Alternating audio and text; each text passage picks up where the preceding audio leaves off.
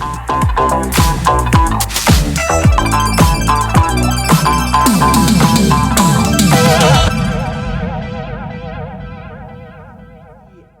am so excited to have so many friends on this call today. We've got new folks who came on yesterday who are back today. We've got our returning speakers. Frank White is here today. David Chevrant is here after missing yesterday for a much needed day off. And just really nice to see some of the folks who are coming back. Our next speaker is Coyote Smith. Dr. Smith is a professor of strategic space studies at the Air Command and Staff College at Air University on Maxwell Air Force Base in Montgomery, Alabama.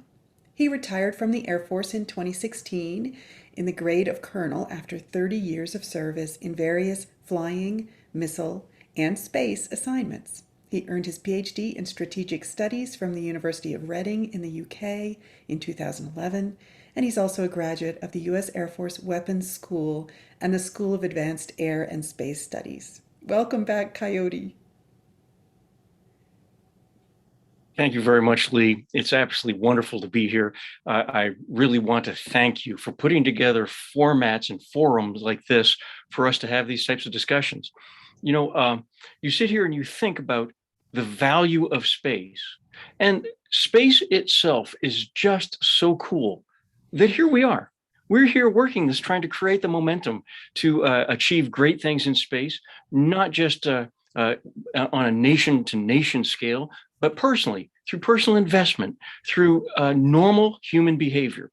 You know, when we talk about normal human behavior, space is part of that structure. It is not like some supernatural type of thing that we're engaging with.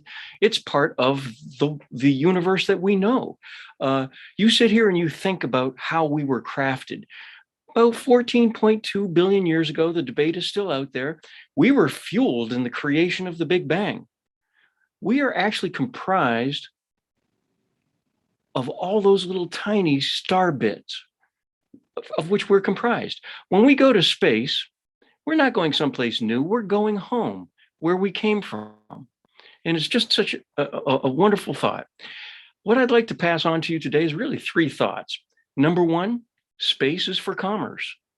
It's where we're going to be generating wealth in the future. If we're going to expand the human economy into space, it's unavoidable. This is what people do. When we find new frontiers, we advance there and we capture resources, etc. One of the things that's wonderful about space is we can go to places like the moon. We can go to places like Mars. And even though we still remain highly ignorant, we aren't interfering with indigenous peoples. And we're going to be able to harness and harvest resources that will expand human wealth. But of course, you know, I'm a professor, so I have to walk you through this, right? 26 centuries ago, an author named Thucydides wrote that political behavior among humans is driven by fear, honor, and interest. And that remains largely true today, but today we say that security, prestige, and wealth are those things that actually propel us not only politically, but also commercially, personally, etc. Security, prestige, and wealth. And I'll also point out that another author, a Pulitzer Prize winner, Walter McDougall, wrote Heavens and the Earth. A fabulous book came out in '86. Here he chronicles two phenomena. First, the evolution of spacefaring, starting with the early rockets in Russia, through Germany, through the Second World War, and the evolution of our space programs. Absolutely a wonderful magisterial book. As you can see, I use this a lot in classes, and I highly commend that to your reading list. This book really does a top-notch job explaining how we went there for security reasons first. About 20 years ago, I bumped into Frank Borman at a conference. And when I bumped into him, I said, "Hey, you're Frank Borman." And he looked at me and he goes, "Yes, I know." Anyway, he generously gave me an interview wherein he said any idea that the Apollo program had anything to do with space exploration was just nuts. Nobody was interested in space exploration like that. What they were interested in was beating the Russians. Okay. So, that's an interesting perspective. I'd like to share with you one of my very favorite books of all time. This is written by an Air Command and Staff College staff professor here named Donald Cox and his co-writer, Michael Stoiko. It's called Space Power, What It Means to You.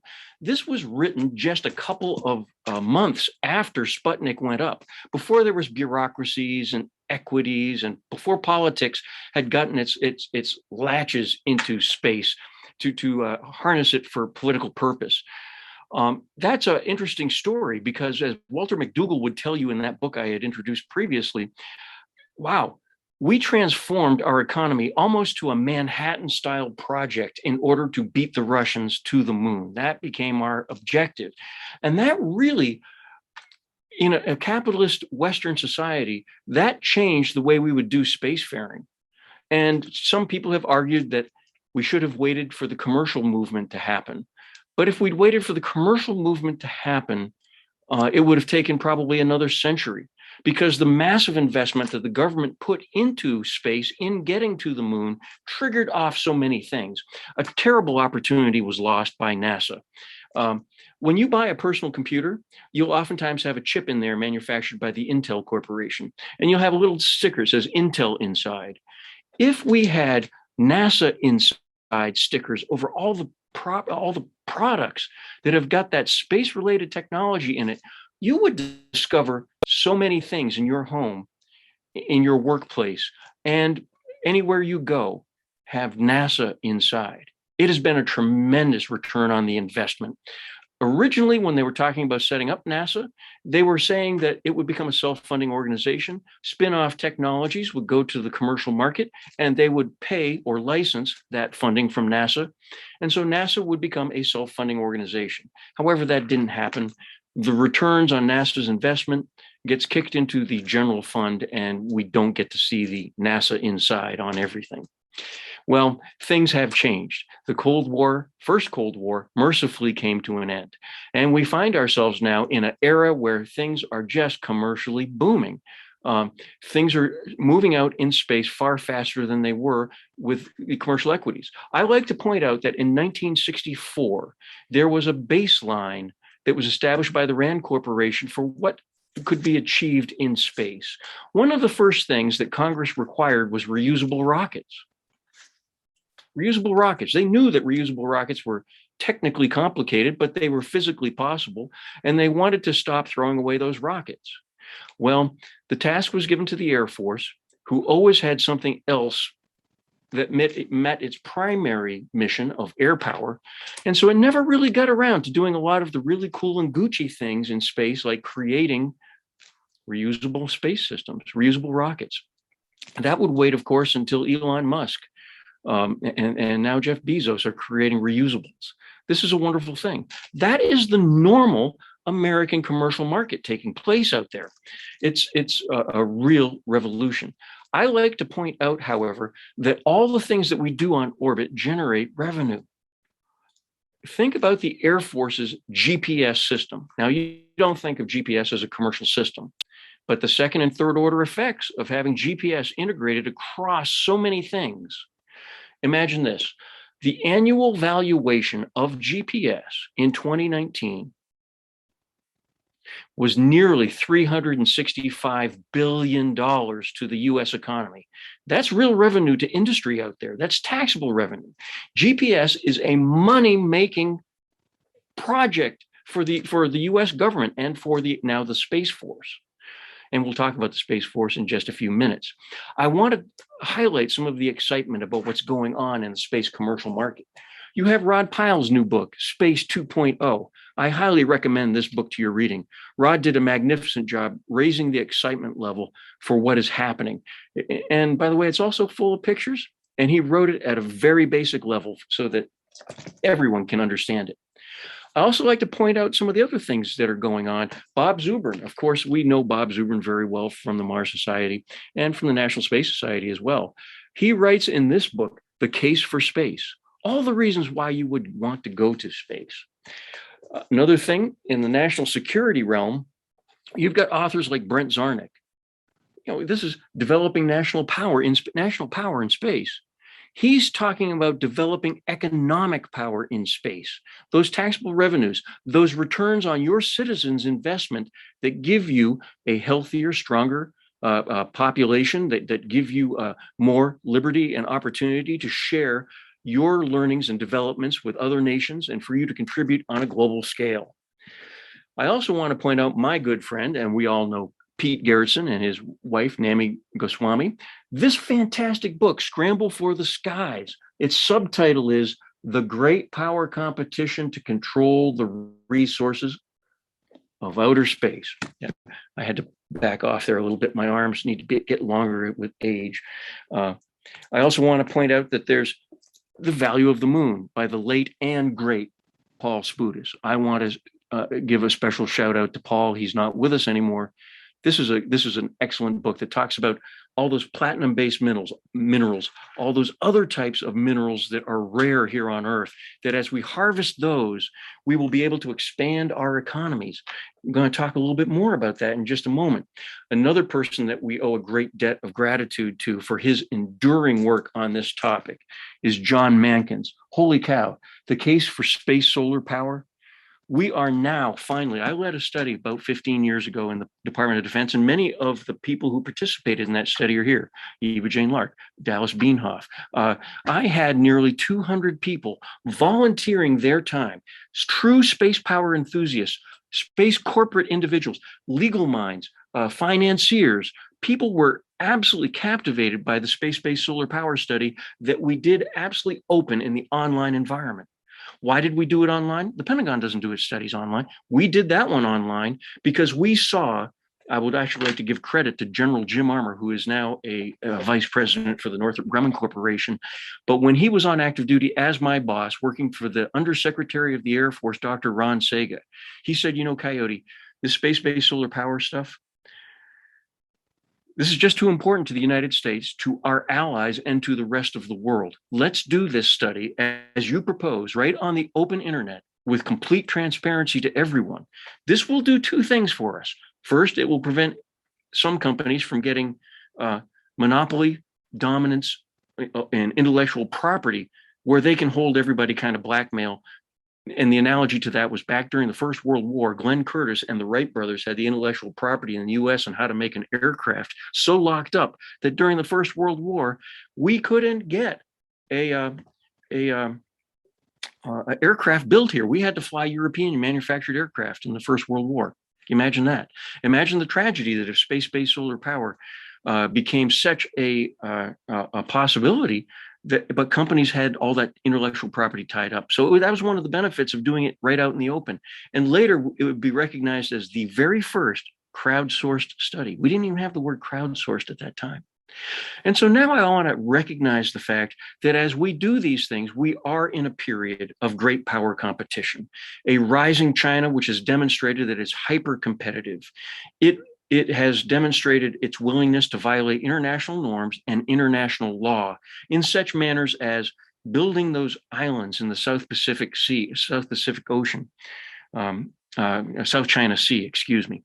The South China Sea, the building those islands and making territorial claims over islands that the international community had previously given to China, the Philippines, Vietnam, etc. And the Chinese don't care. This is a problem. They are likely to demonstrate that type of resource capture in outer space. And so we need to be aware of that.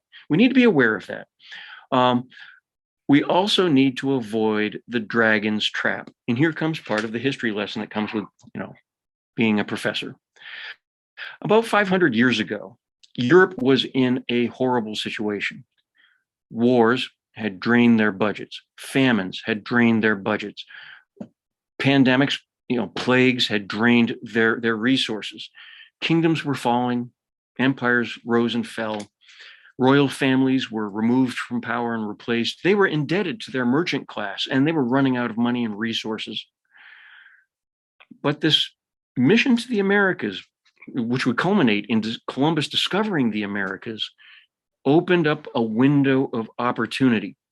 Now, I'd like to also make a statement that it's horrible what happened to the indigenous peoples.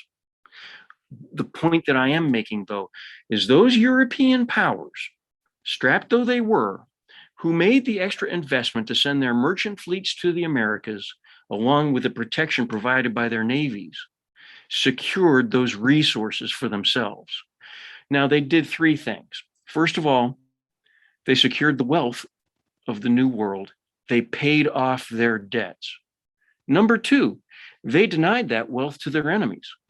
And because of that, you would see the power dynamics in Europe shift yet again as those nations rose for the third thing.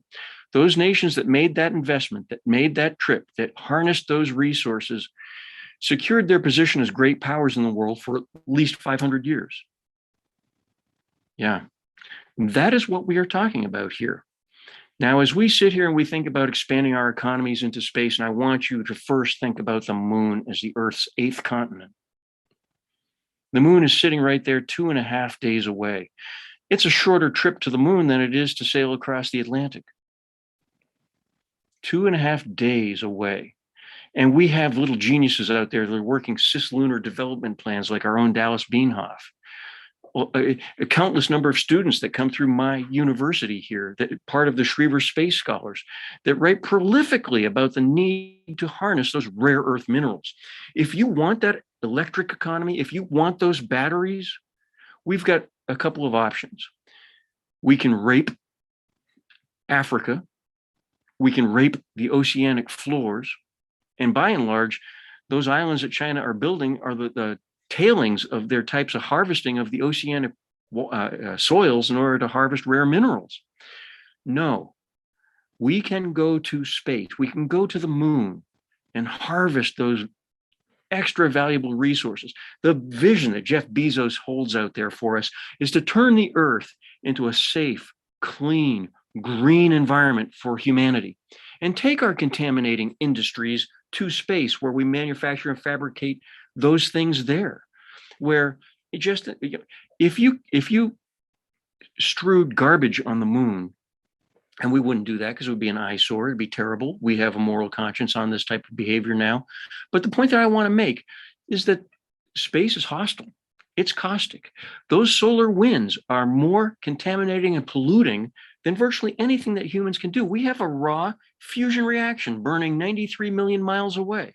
When I step out into the sun, given my heritage, just a few minutes later, I start turning red with a fusion burn.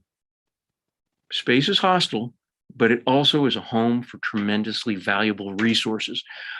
The moon is the Earth's eighth continent, boy, and Mars is the ninth.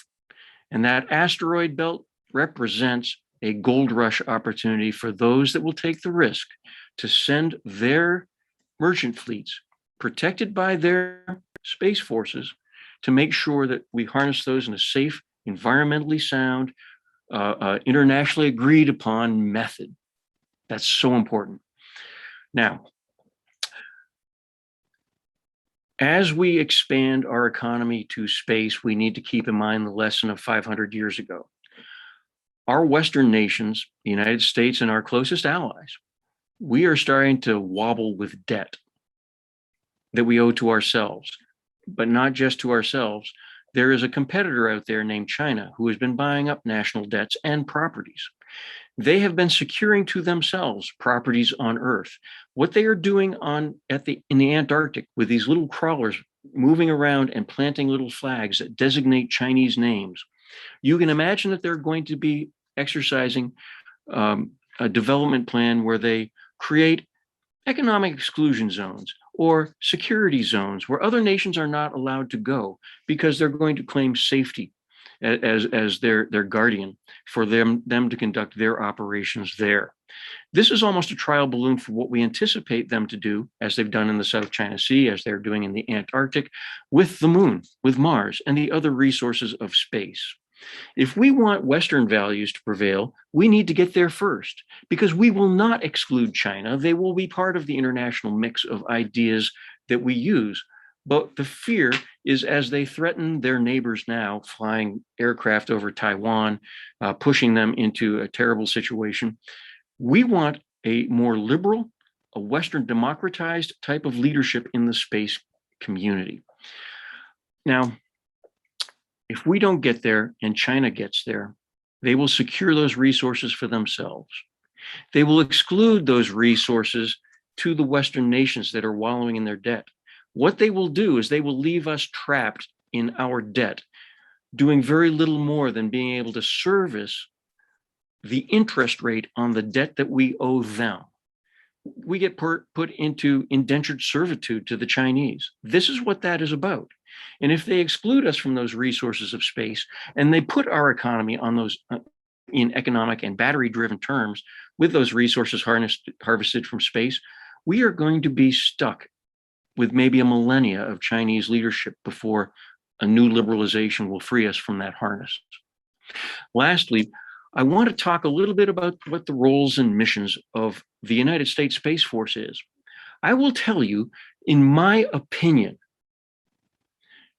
our Space Force is suffering from an identity crisis. They suffer from an identity crisis because they have evolved out of the Air Force, which gave them a mismatched set of beliefs and doctrine about what space is. For all of those years, the Air Force asserted, and I'm talking about multiple decades, that air and space were one seamless aerospace medium, and therefore air power doctrine just applied evenly to space.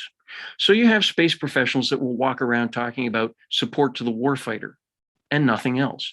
They don't even talk about proper defense of space assets so that they can continue to provide that support to warfighters in a challenged environment. But most sad of all, and this is the missing gap, a space force is like a Navy. The primary value of a space force is not support to the warfighter. It is continuing protection and support of the economics of space. And, oh yes, support to the warfighter. But I'll tell you why this is important. The last year's numbers that I have seen, and I found this information on the internet, so it's got to be true, right? But I did try to do a little bit of due diligence. In 2018, the return on investment to general aviation, commercial aviation, was approximately $27 to $29 billion. I can't get it more close than that. $27 to $29 billion.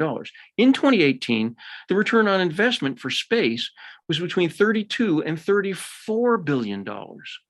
And you don't have all that ground infrastructure to pay for. You don't have all of that, the massive employees that commercial aviation has. So for a lower investment, you get a bigger return on space. I also want to point out that with these grandiose constellations going to orbit in this decade, we have registry through our own FCC and the International Telegraphic Union for over 40,000 satellites going to orbit before the end of this decade. 40,000. Now think about this. I did my research. In 2018, again, that's before COVID hit, the number of aircraft in total that were aloft at any one time, averaged over 24 hours, was less than 10,000. It was about 9,975 aircraft that were aloft at any one time. And remember, there's a lot more aircraft, but when they're on the ground, they're not doing what aircraft do. Aircraft fly. But with 4 times as many satellites on orbit doing their mission 24/7, 365 days a year, moving information, moving all of that fabulous data. That is where the future lies. And I haven't even spent too much time talking about space-based solar power. Trust me, I can bore you to death with a little bit of space-based solar power, but I'm not going to. I'm going to leave that to your imagination. I will say that we now have DARPA-sponsored research, Navy research laboratory efforts going on orbit. We have the SPIDER program that's proving and testing out the space-based solar power, and the returns are incredibly favorable. The question is whether or not we can place in space those pieces of infrastructure that will reduce the startup cost for companies that want to do that. I believe part of the NASA budget should be, in my opinion, used as Lewis and Clark style of experiments of finding out what is out there and reporting to our commercial centers so that our commercial sector can capitalize on what is discovered. And space-based solar power will be no different.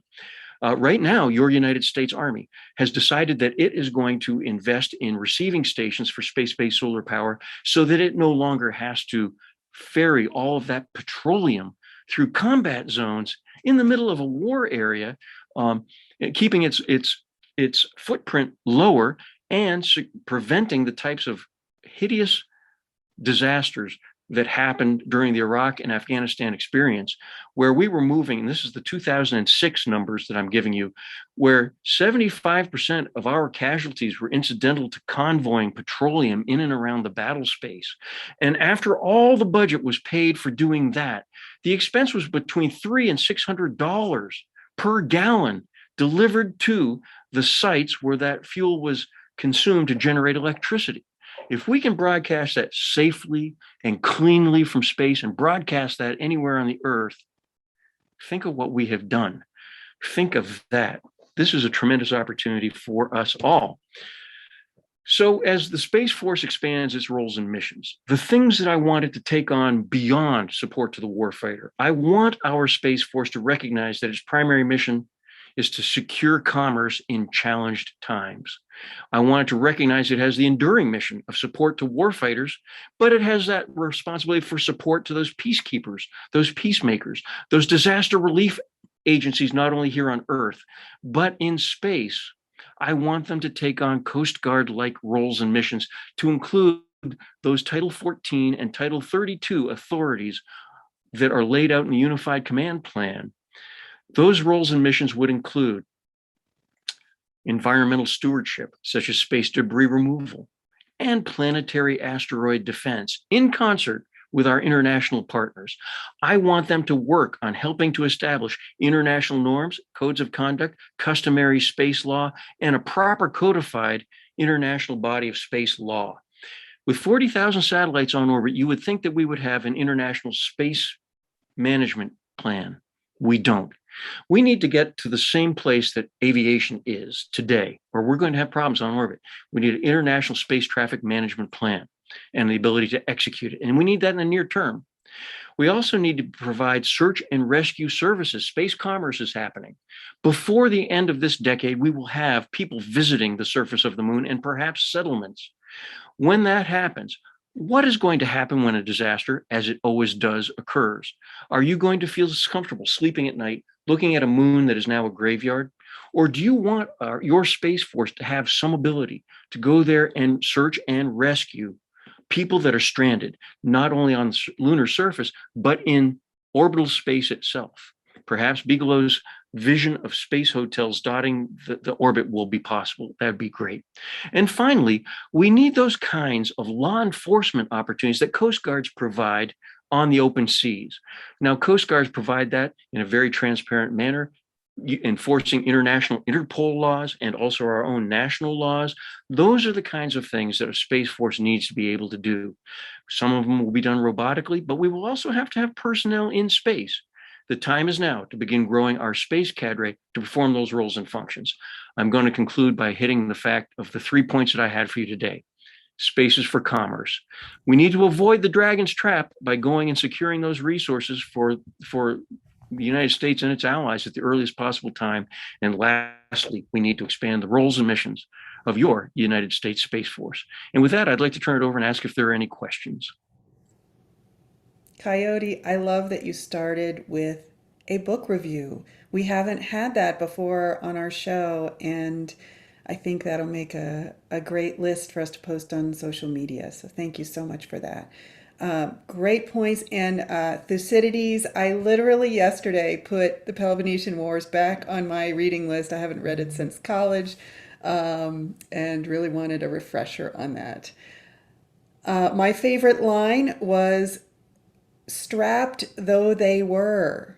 I think that's such an important aspect. No, they weren't rolling in dough and wondering, burning a hole in their pockets. They were strapped Yeah. and they did it anyway.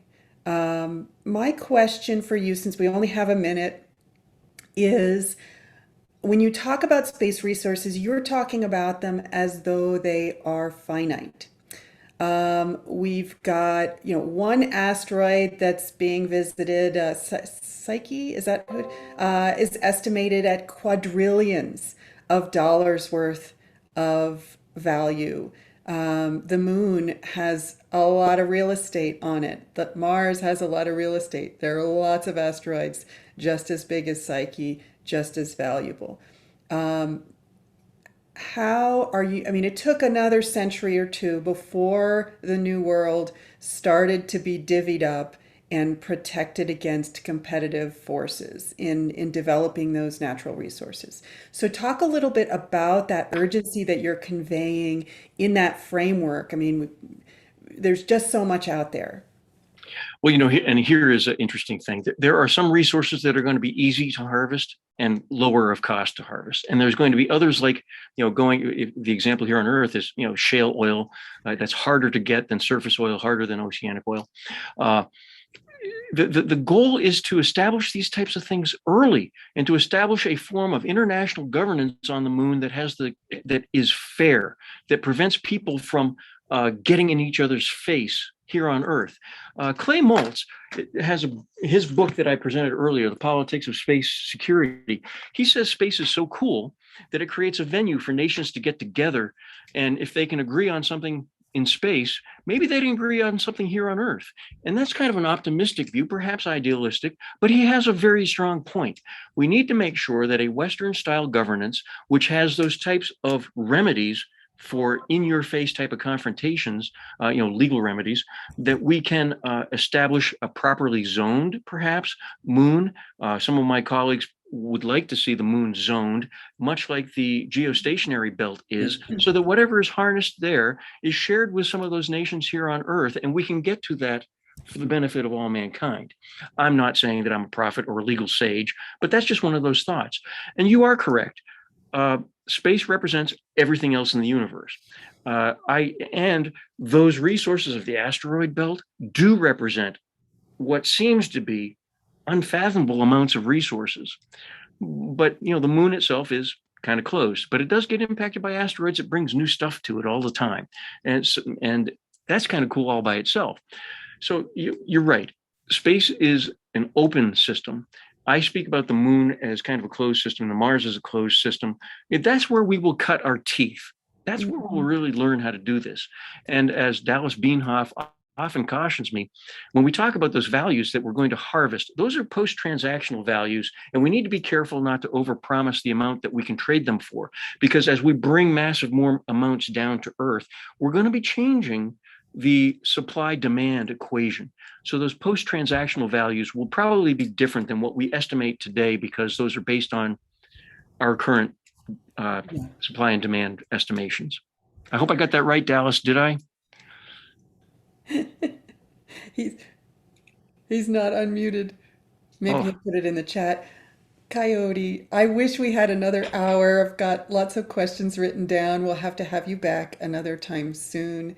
Thank you so much for being here. Now, you were going to return for the panel in an hour or so, but your duties to backfill for your colleagues who are in the National Guard in the regional flooding that you're having is a great service, and we appreciate you. love you guys. Love everybody that's here. Thank you for coming. This is so important. Cheers.